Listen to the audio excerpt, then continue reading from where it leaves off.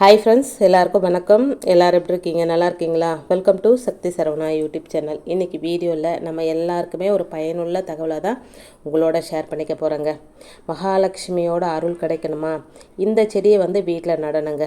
உங்களுக்கு செவ்வாய் பலவீனமாக இருந்தாலோ, அப்படி இல்லைன்னா திருமணம் இதில் தாமதம் ஏற்பட்டாலோ செம்பருத்தி செடியை வீட்டில் வைக்கிறது மங்களகரமானதாக சொல்லப்படுதுங்க. வாஸ்து சாஸ்திரத்தில் வீட்டோட திசைகளுடன் மரங்கள் மற்றும் செடிகளின் முக்கியத்துவமும் சொல்லப்பட்டிருக்குங்க. வாஸ்துவில் நிதி தடைகளை நீக்க சில சிறப்பு வகையான மலர் செடிகளை நடலாம் அப்படின்னு சொல்லப்பட்டிருக்குங்க. அவ்வாறு வாஸ்து சாஸ்திரத்தில் சொல்லப்பட்டிருக்குது போல் செய்தோம் அப்படின்னா ஒருத்தங்க நிதி நெருக்கடி ஏற்படாமல் பார்த்து கொள்ளலாங்க. இதில் முக்கியமாக சொல்லப்படுற ஒரு செடி அப்படி என்னென்னா செம்பருத்தி பூ தாங்க. செம்பருத்தி மலர் வாஸ்துவில் சிறப்பு பலன் தருவதாக சொல்லப்படுதுங்க. மகாலட்சுமி தாயாருக்கு இந்த பூ ரொம்ப ரொம்ப பிடிக்குங்க. இதை வீட்டில் பயன்படுத்தினோம் அப்படின்னா அதிர்ஷ்டம் பெருகும் அப்படின்றத நம்பிக்கைங்க. செம்பருத்தி பூக்களை நடுவதால் நமக்கு கிடைக்கும் நன்மைகள் என்னென்ன அப்படின்றத ஒன் பை ஒன்னாக பார்க்கலாம் வாங்க. இப்போ தான் ஃபஸ்ட் டைம் என்னோடய வீடியோஸ்லாம் நீங்கள் பார்க்குறீங்க அப்படின்னா ப்ளீஸ் சேனலுக்கு சப்ஸ்கிரைப் பண்ணி சப்போர்ட் பண்ணுங்கள். இந்த வீடியோ உங்களுக்கு பிடிச்சிருந்தது அப்படின்னா உங்கள் ஃப்ரெண்ட்ஸ் அண்ட் ஃபேமிலிக்கும் ஷேர் பண்ணிவிடுங்க. நீங்கள் பண கஷ்டத்தால் சிரமப்பட்டு நிறைய முயற்சி செஞ்சும் உங்களுடைய பண கஷ்டம் தீரலை, மேம்படலை அப்படின்னா கண்டிப்பாக செம்பருத்தி பூச்செடியை உங்கள் வீட்டில் நட்டு வைங்க. நிச்சயமாக சொல்கிறேங்க, மகாலட்சுமியோட அருள் உங்களுக்கு கிடைக்குங்க.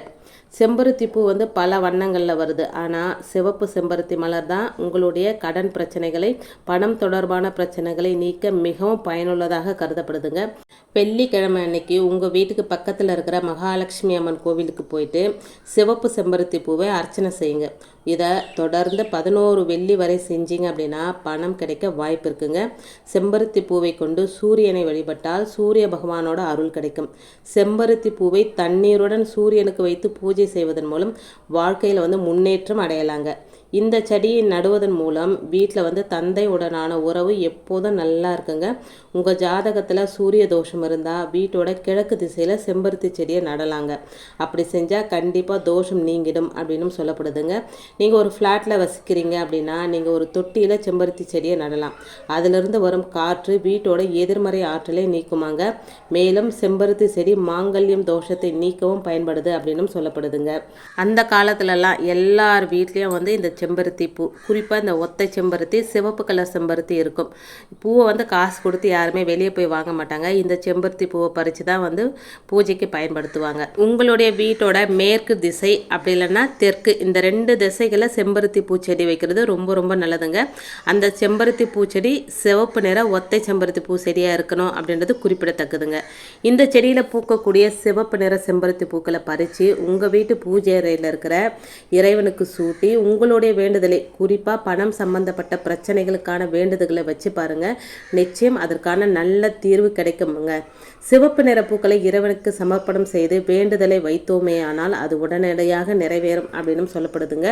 சொன்னால் நம்ப மாட்டீங்க, 48 நாட்கள் உங்கள் வீட்டில் பூத்த செம்பருத்தி பூவை பறித்து உங்கள் வீட்டு பூஜை அறையில் இருக்கிற கடவுளுக்கு வச்சு உங்களுடைய பணம் சம்பந்தப்பட்ட வேண்டுதலை வச்சுட்டு அதற்கு பிறகு உங்கள் வாழ்க்கையில் ஏற்படுகின்ற மாற்றங்களை நீங்களே தெரிஞ்சுக்குவீங்க.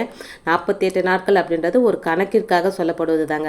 அதோடு விட்டு விடாமல் தொடர்ந்து இந்த வழிபாட்டை செய்து வரும் பட்சத்தில் வாழ்க்கையில் நல்ல முன்னேற்றத்தை அடையலாங்க. இந்த செம்பருத்தி பூ மகாலட்சுமி தாயாருக்கு மட்டும் இல்லைங்க, முருகப்பெருமானுக்கு, வராகி அம்மனுக்கு, சிவபெருமானுக்கு, இப்படி எல்லாருக்குமே மிகவும் உகந்த ஒரே ஒரு பூ அப்படின்னா அது செம்பருத்தி பூ மட்டும்தாங்க. நிறைய பேர் வீட்டில் இந்த ஒத்தை செம்பருத்தி பூச்செடி இருக்கும். சில பேருக்கு இது மிகவும் அதிர்ஷ்டமானதாக இருக்குங்க. அது அவங்களுக்கே அதிர்ஷ்டம் அப்படின்றது தெரியாமலேயே தானாகவே மேற்கு திசையிலோ அப்படி இல்லைன்னா தெற்கு திசையிலோ அமைஞ்சிருக்கும். சில பேருக்கு இதே செம்பருத்தி பூச்செடி அதிர்ஷ்டத்தை தராது. இதற்கு காரணம் அந்த பூச்செடி எந்த திசையில் இருக்குது அப்படின்றத நீங்கள் கவனித்து பாருங்கள்.